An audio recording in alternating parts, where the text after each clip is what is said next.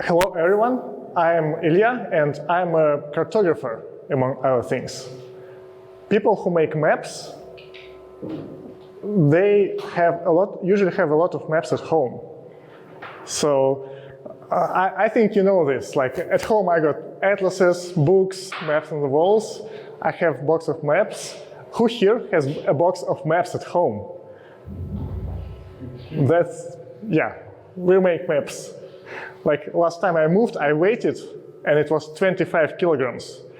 I measure maps in kilograms now. Why do I need all that? Because when you make a map, you might want a reference. Like to make a movie, you first need to watch 1,000 other movies. To write a book, you must read 1,000 books, so you know what's possible, you know the limits, and you know how to break them. The same with maps. We collect maps because it makes our knowledge of mapping conventions better. And just being at this conference, it really doesn't help, because at this conference in the past 2 days, I saw a lot of the same map done like the same ways. Dark or light background with some markers or polygons or heat maps or something on top. Really standard. So we need to turn to other media, like books.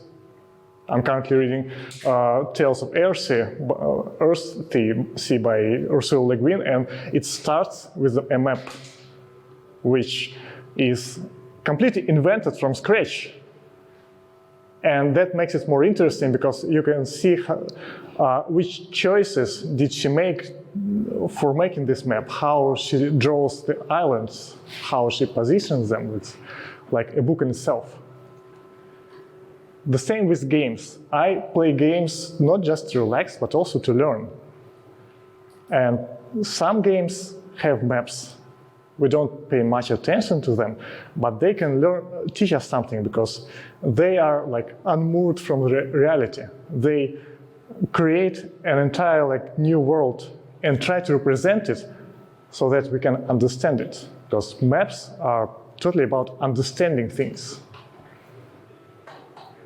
So yeah, I will just speak loudly. Yeah, and I'll start with one of the first games with maps. You must know this. It turned 30 this year.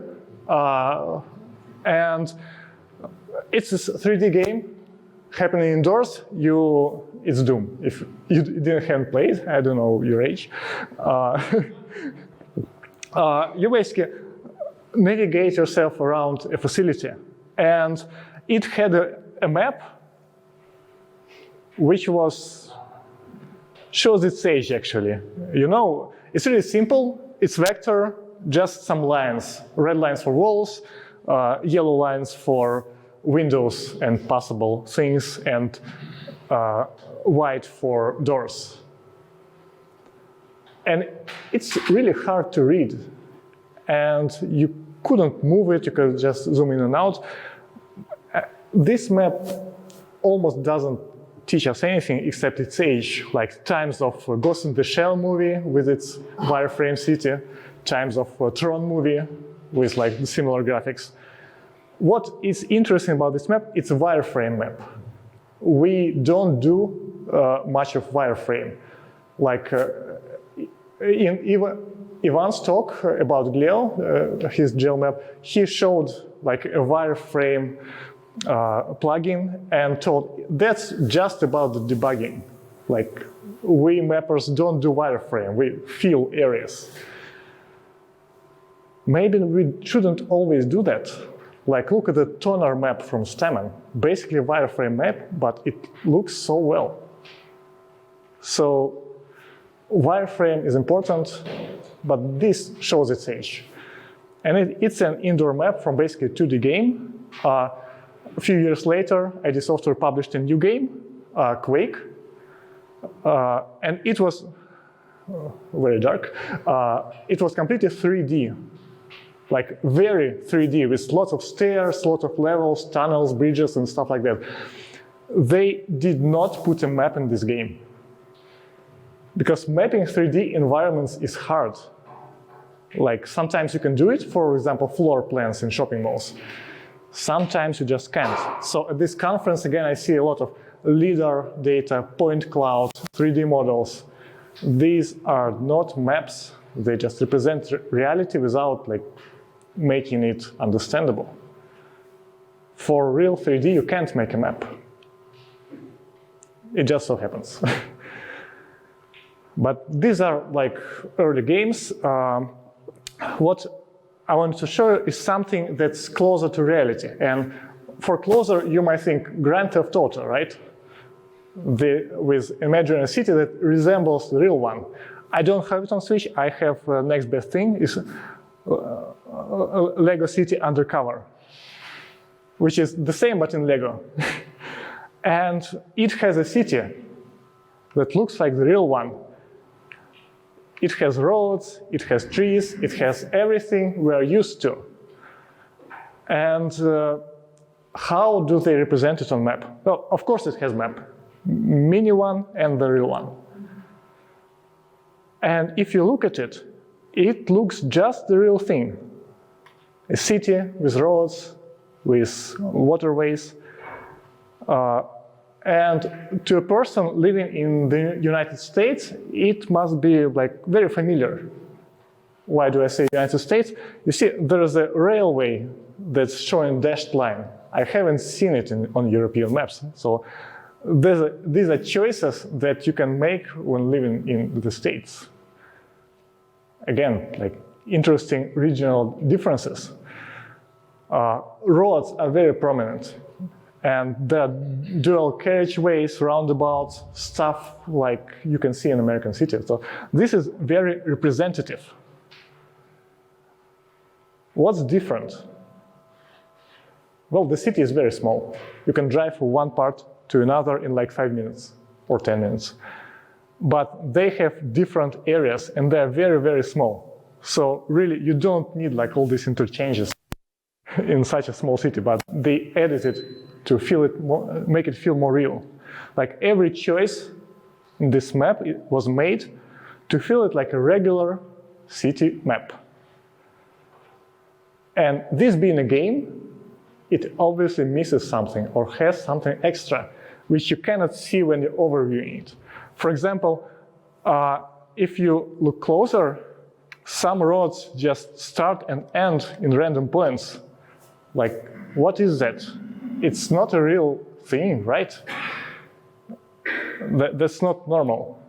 And if you look at this in game, let me just show you. This is the end of the road. Why not play a game where I'm making a talk, right? So, in reality, this is a jump. And on the real world maps, we don't have symbols for jumps. Because we usually don't do that. And if they added a symbol to that, it won't be a real map. It would surprise and puzzle us. It will show that it's a game map. So they chose not to do that. Yeah. And one other thing I want to show you is that it has routing.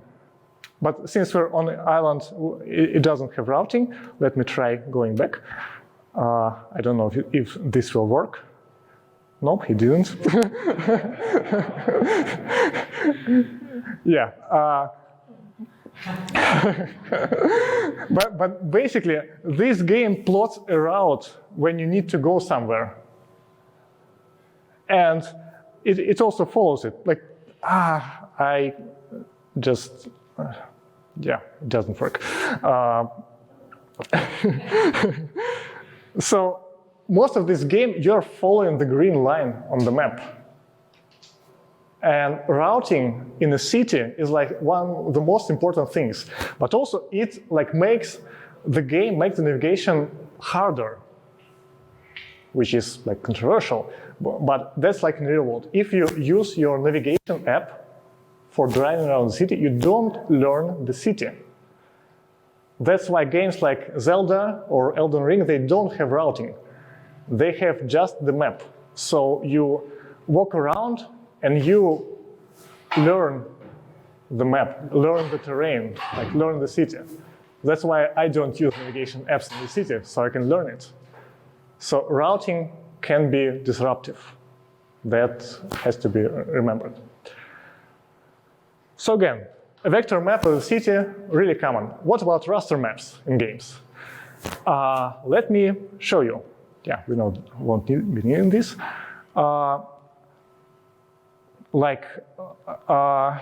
Completely opposite map. This is a map from a game Tax and Fanny, which is like not known, despite it being like the best indie game ever. And it has a pixel map of 100 by 100 pixels. And I'd say it must be really hard to make a map at this resolution.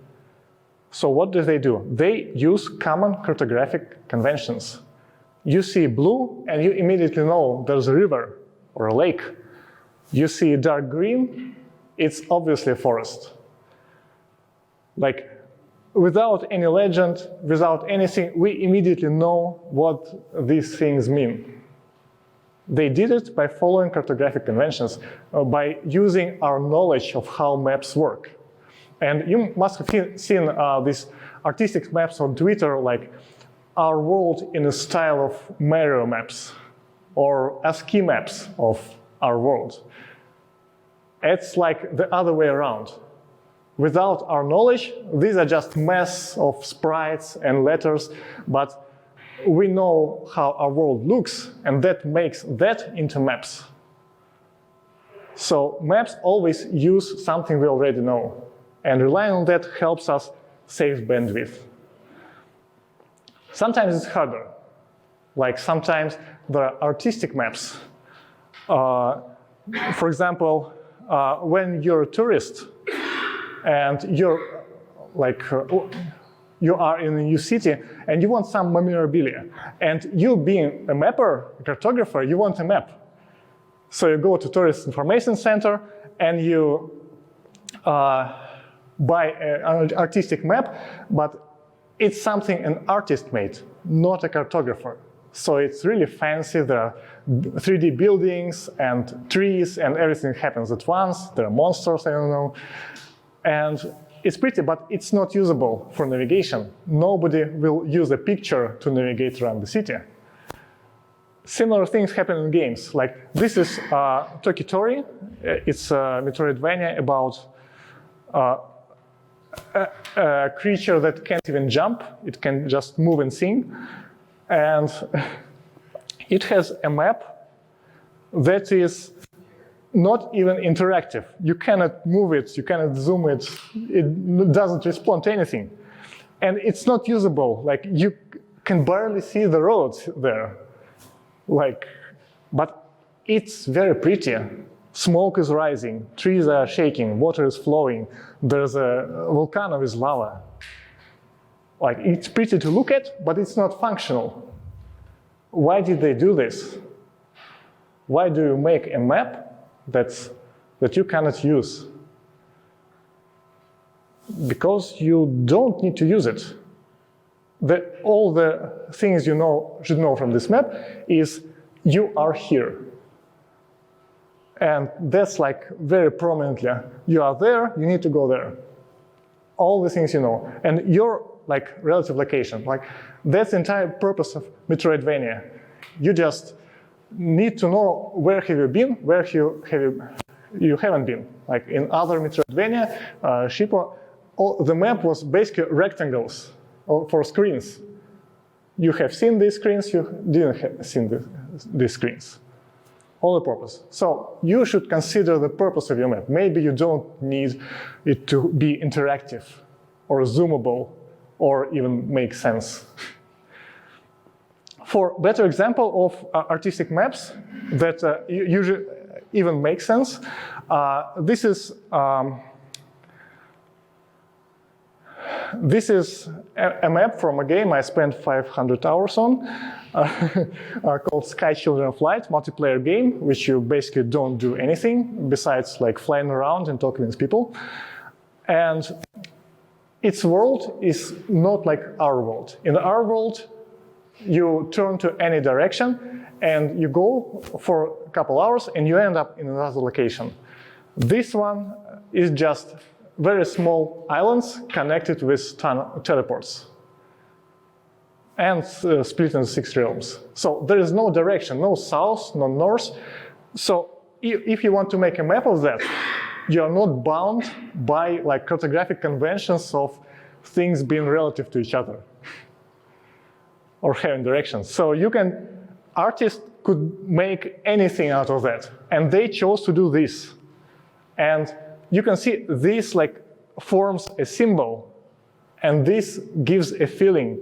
Like colors are all really contrasted, and locations are understandable, but also it just shows the road from the start where I am, like through all the realms up until the end. This map is really simple on the outside, but it's navigable, like it's understandable. And even like, if you look closer, like every single symbol on that map is also kind of small map in itself, representative for its area. So let me just, I made more screenshots. So all these symbols are like a separate island, and you can see, you can understand what happens there. There's kind of arena, this kind of icing ring, kind of islands, understandable. What does it teach us? Event venue maps, like the one you have seen at the registration building. Right now, it's a part of the map. You can extend that map to all sides to cover the entire Kosovo. And I'm not sure you want that for an event map.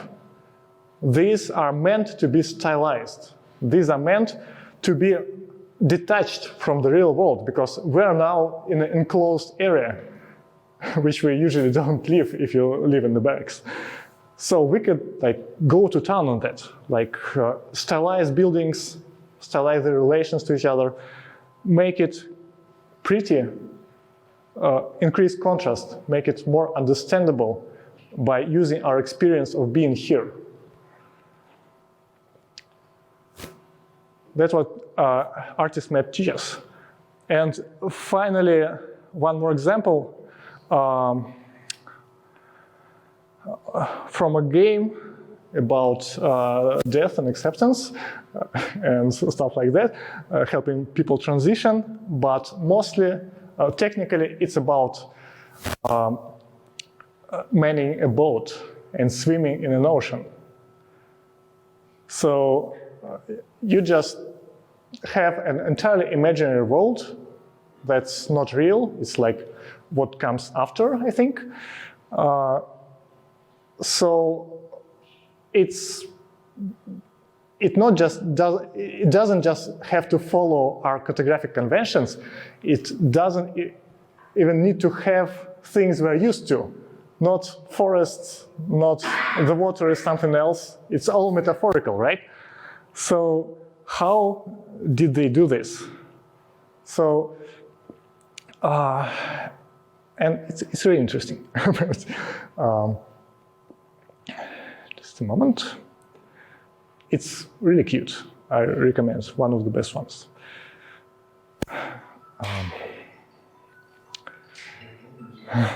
Yeah. So here's the boat. Let us just open the map. And the first thing you see on the map is that it has coordinates. Not exactly latitude and longitude, more like Cartesian coordinates, but still. And the map grid. And I believe, like it being a nautical map, these are a must. Like, so you can plan things so that you can know where you're traveling. And it's useful in game. Sometimes you get messages in bottles like, come to this location, and 2 numbers. So your location, your coordinates are usually hidden from our maps. Like I can remember like military maps having coordinates, but not general public maps. Well, when was the last time you saw latitude and longitude on a map? You don't have that. But sometimes you might want that. And yeah, this is completely imaginary. These things don't happen in the real world. Like, I can't even start explaining what happens here. But there are some familiar things. Like, you see a bus stop with little bus sign. It's an ocean. There is not really a bus. There's some sea monster that helps you. But it's familiar. So this is the land of unfamiliar. What happens after? All the things are not what they seem. But this is an element, a familiar element that helps you understand things, that like anchors you to reality. Like even if your map has all the unusual cartographic choices, having even a little detail familiar helps serves like a starting point to learning all the other map, to seeing everything else that is there. And yeah, that's like the best thing about this. Like, it is imaginary, but it has coordinates, it has familiar things, and you can see why they did this. It's really pretty. So yeah, these are games. These are not real. And of course, we won't make a map at our job that has all that, right? We still operate in the real world. But it helps to know like what other people are doing.